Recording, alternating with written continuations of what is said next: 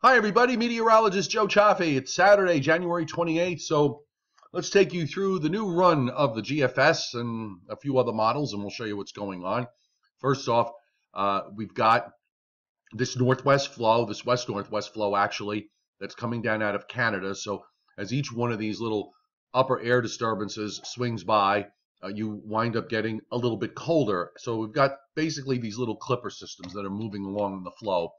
There's one that's coming through for Monday, and you can see it here on the surface. You can see how the isobars are kind of pointing in a V shape, and that's the trough swinging around.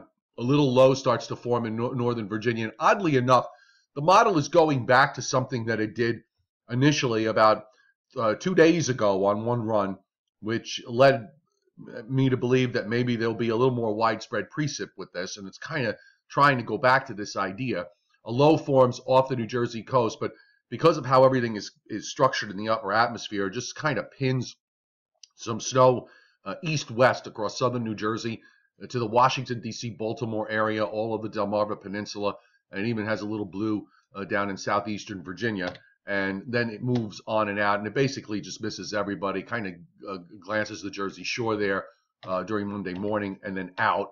Then we have another clipper right behind it on Tuesday that has a bit of a warm front that sets up just to our south, a weak one. So it produces an area of snow Monday morning that goes across northern New Jersey, the Hudson Valley, and southern Connecticut. And, I think it doesn't amount to much.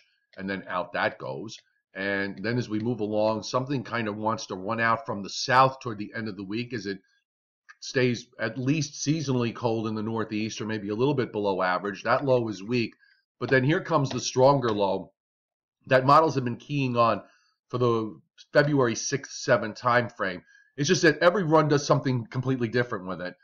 Either we have lows going up the Ohio Valley to western New York, or we have lows staying flat and going well out to sea. There have been a couple of runs that have brought intensifying storms up just offshore. You're showing a big snowstorm for the Northeast. Today's adventure winds up being kind of a flattish look again. So instead of taking a low back to the Ohio Valley, we have a low that comes out into Mississippi and Alabama, redevelops along the Carolina coast. You get an area of snow that runs up to the northeast, and out it goes. Now, I'm just going to tell you, I'm sure it's going to change some more.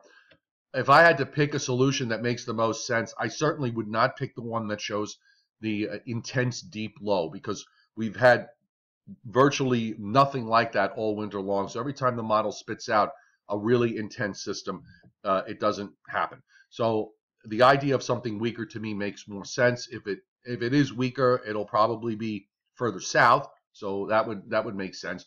And at least on this run, on the GFS anyway, which was taking a low up into western New York and basically changing it to rain all the way up into central New England, it's now kind of gone away from that and has more of a typical snowfall look.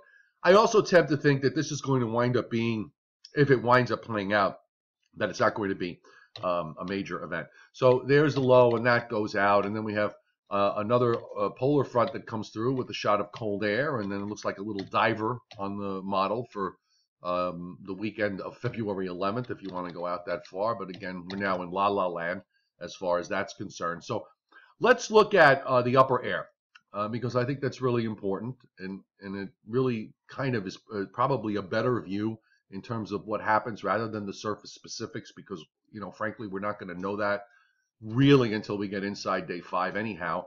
But let's take a look at this, and we can see what's going on. So let's back it up again. We've been explaining how we've been seeing how we've been in this process of changing the upper air into a colder look. But again, remember that the air in Canada all this past week has not been that cold. So we're basically moving a not very cold air mass from Canada into the Northeast, and that gradually that cold air will be replaced and build up in Canada over time. So these air masses will tend to get progressively colder. You do have a vortex in place in eastern Hudson's Bay that kind of wants to sit there, and then as part of it pulls out, looks like another part of it wants to reform. And here's that look for February 6th, 7th. You can see there's this broad trough here's the important thing. It has to stay broad, because if it's too sharp and too deep, that's where you're going to wind up taking a deep low up the Appalachians, or perhaps even up the west side of the Appalachians. You need to have it kind of a broad trough, but still with some energy with it, and that's the look that it gave today. Now, in terms of the overall flow, you have this flow out of Canada. You have a fairly active Pacific jet rolling systems along. It's taking on, the upper air is sort of taking on a wintry look to it. And as we move through days 11 and 12, you still see this broad flow from Canada continuing. Now, it pulls out the vortex here temporarily, but there's so much going on. You have a blocking high a blocking ridge rather, that's trying to build up into Greenland from the southeast. So who knows if that's even real, or how much impact it's going to have. You do have these weather systems coming into the Pacific jet. That stays pretty active. So I think going forward, at least through the first 10 days of February, we're going to be having some opportunities for wintry events. So let's look at, just for laughs, I mean really strictly just for laughs, we'll take a look at the snow map. I want to look at more for this first event, rather than these clippers, rather than anything else. And let's put that up there. So, okay, so this is going to be for the first clipper on Sunday, early Monday morning into Sunday night into Monday morning, and you can see from basically Route 195 in New Jersey southwestward. This is basically a coating to an inch in New Jersey. It looks like a stripe of 1 to 2 inches around the Washington, D.C., Baltimore area. So that's a cheap thrill as far as snow is concerned. And let's see what it does with the clippers that follow. So we'll show you that.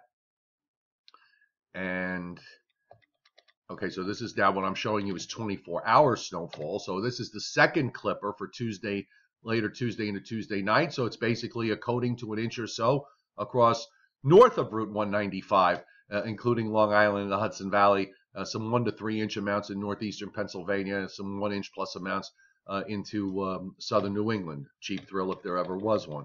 And then if you want to go to the next system, that's for late next week, that supposedly passes by across to the mid-Atlantic states, you've got a generous 1 to 3 inch snowfall across Virginia, southern Maryland, and so on. Then that goes out. Now, here's the snowfall with the system that it's showing for February 6th. And it's basically, it looks like a 2 to 4, 3 to 6 inch snowfall if this were to play out.